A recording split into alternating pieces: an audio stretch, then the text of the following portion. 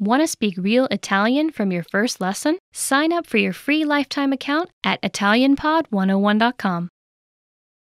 Hi guys, ciao ragazzi, I'm Desiree and today I'm gonna talk to you about 10 Italian foods.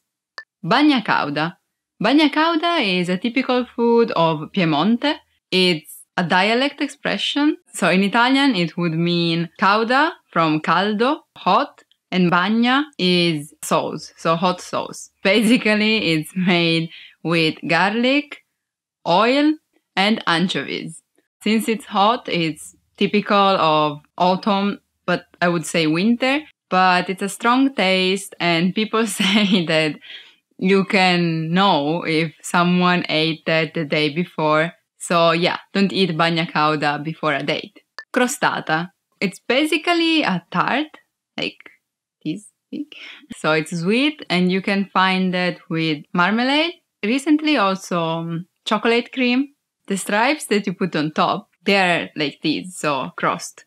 That's why I would say it's easy to remember crostata because it's made of crusts basically. Lasagne. This is probably what everyone knows after pizza and spaghetti. Lasagne is made of this flat pasta. It's flat and long and large that you put at the bottom, and then you put cheese and ragu, that it's meat sauce, and then again pasta, ragu, cheese, pasta, ragu, cheese, pasta, ragu, cheese. You can go on forever if you manage to. My grandma goes on with floors like 14. I counted that once. While my mom stays with 7 at the maximum. Also, if you don't like meat or you don't want to eat that, you can just put pasta and spinach and cheese. There's a lot of things that you can do with the shape of lasagna, but it's not real lasagna. Still, lasagna is the best.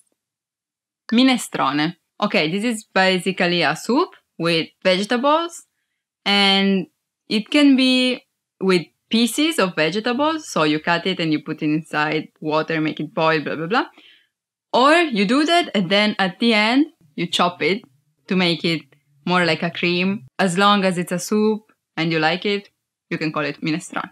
Minestrone literally means a big minestra, because when you put one at the end of a word, it becomes bigger. And minestra is a soup. So it's a big, big, big soup. Like tavolo, table, tavolone, a big table. Orecchiette con le cime di rapa. This is a dish that is typical from South Italy. It's made with turnip, especially with the part on top of that, the green one. We have endless types of pasta, like hundreds. For example, this one, orecchiette, it's small, like this, and it's not flat, okay? So the sauce can go inside. It literally means small ears. Ear is orecchio, and ette makes things smaller. Like one made things bigger, ette makes things smaller, so small ears with turnip. Pannacotta. Panna is the cream that we use. It can be sweet or salty, it depends on which one you are using, but we use the same word, that it's panna. Cotta means baked, in fact it's cooked, and you can eat that as it is or add chocolate cream, chocolate sauce, or caramel. So yeah, it's a kind of pudding, but not flavored. It's just panna, so a cream, white cream. Parmigiana. Okay, do you remember what I told you about lasagne? That you do a lot of flours, basically? It's the same, but it's not made of pasta, but eggplant. And then you put, again, tomato sauce and cheese. And this time, cheese is different because with lasagna, it's besciamella, while with parmigiana, you can use a lot of them. I would say maybe pecorino. Here too, there are a lot of types of parmigiana, but yeah, remember that parmigiana has eggplants. And a lot of times, parmigiano, a name of cheese. Polenta. The first thing that you think when you think about polenta, it's winter, because it's hot and it's salty. It's kind of...